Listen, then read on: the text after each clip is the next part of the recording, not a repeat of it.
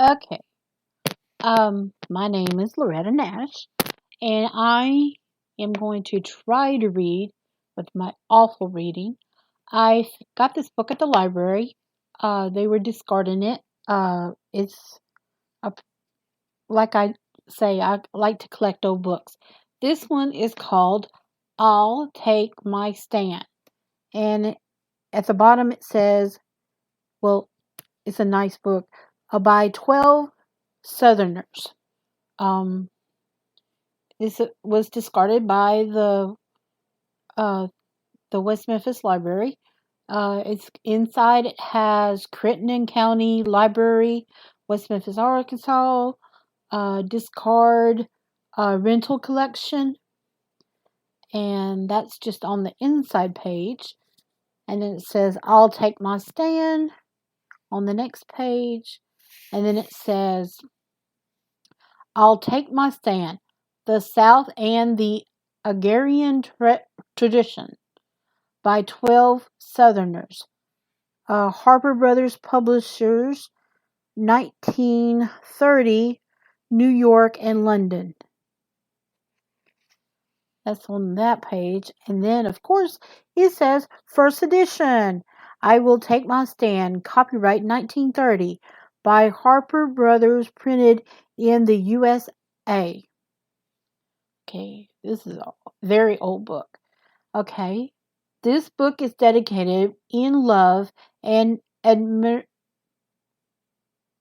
admiration to Walter L. Fleming, historian, professor of history, and dean of the Graduate School of Vanderbilt University, to whom some of the contributors owe doctrine and example, and all the world offer this expression of perfect esteem.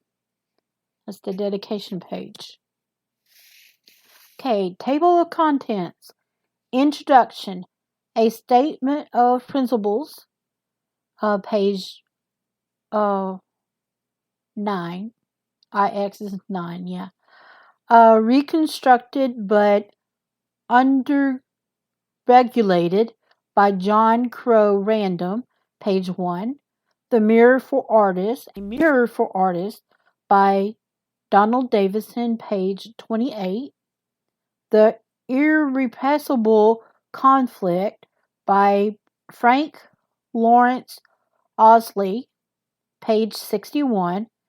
Education, Past and Present by John Gould Fletcher, page 92.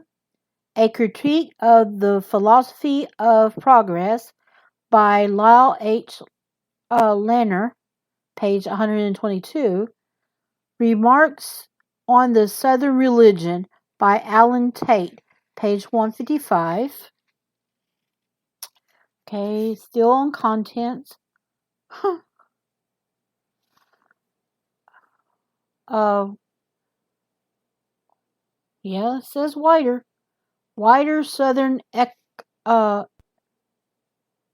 economy. WHITHER, wider. That's what it says. Sorry, guys. By H. Clarence Nixon, page 176. The Hind. I want to say that, but these got some words in here. The Hind Tit by Andrew Nelson Little. Yeah, Lytle, Little. Page 201. The Briar Patch by Robert Penn Warren. Page 246. Briar Patch. Huh, I got copies of that. On something else. Uh, Burr Rabbit.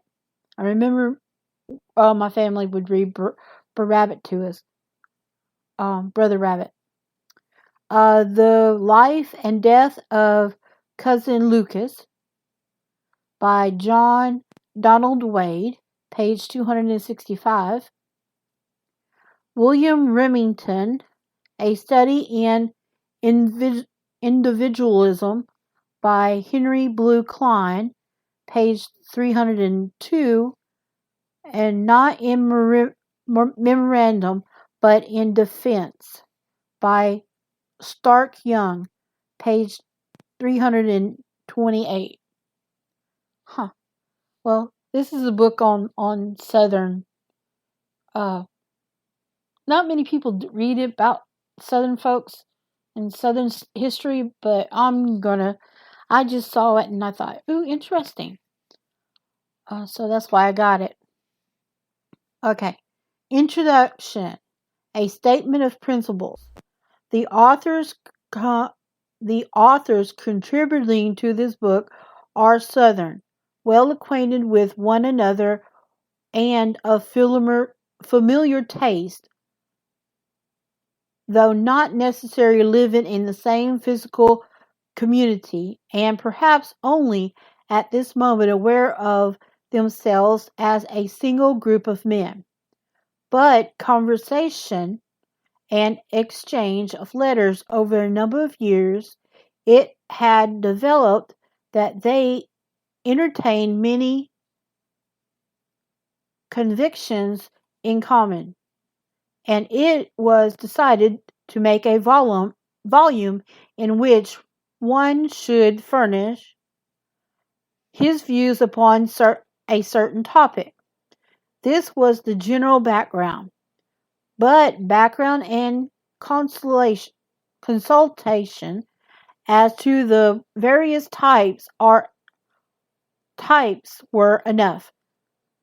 There was to be no further collaboration, and so no single author is responsible for any view outside his own his own article. It was thought the good fortune of some deeper agreement that this book was expected to archive its unity. All the articles bear in the same sense upon the book's title subject. All tend to support a Southern way of life against what may be called the American or prevailing way, and all as much as agree that the best terms in which to represent the distinction are contained in the phrase arrogant versus industrial. And it does says arrogant. Agrarian. Agrarian. Okay, that's what that word is. Agrarian versus industrial. Ooh, words are hard. Industrial. In other words, it's definitely talking about the farming life, aside to the what's going on with the big cities, which I live in a small city anyway, outside of Memphis. Okay, but after the book was underway, it seemed a pity for the contributors, limited as they were within their special give me a second, subjects, should stop short of showing how close their agreement really were. On the contrary, it seems that they ought to go on and make themselves known as a group already consoled by the set of principles which could be stated with a good deal of particularity. This might prove useful for the sake of future reference, if they should undertake any further joint publication. It was then decided to prepare a general introduction for the book, which would state briefly the common convictions of the group. This is the statement. It is to it every one of the collaborators in this book has subscribed. Okay? Nobody now proposes for the South or for any other community in this country. An independent policy uh, distinct, distinctly. Okay. The idea of that idea is, though, to be to have been furnished in 1865. But how far shall the South surrender its morals, social, and economic autonomy to the victorious principle of the Union? That question remains open. The South is a minority section that has hitherto been jealous of its minority rights to live its own kind of life.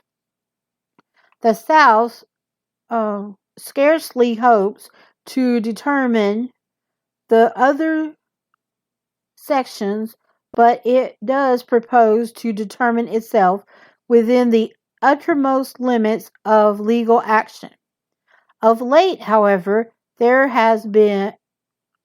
is a melancholy fact that the South itself has wavered a little and shown signs of want to join up behind the common or American industrial idea.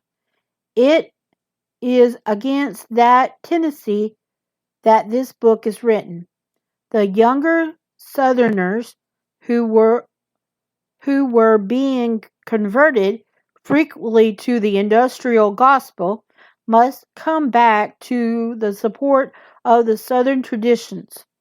I'm going to get in trouble for this, aren't I? They must be persuaded to look very critically at the advantages of being the New South, which will be only an undistinguished replica of the usual industrial community. Ooh, and I'm getting tight on time. There's another little section here. Okay, but there are many other minority communities opposed to industrialism and wanting a much simpler economy to live by. The communities and private persons sharing the agrarian taste are to be found widely within the Union. Proper living is a matter of intelligence and the will. Does not depend on the local climate or geography and is capable of definition which is general and not southern at all. Okay, I'm going to stop right here.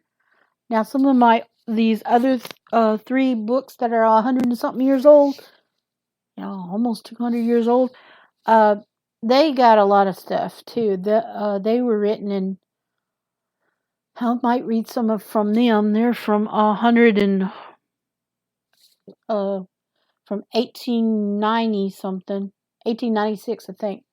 Okay, you are listening to the Loretta Nash Show or Lore's blog.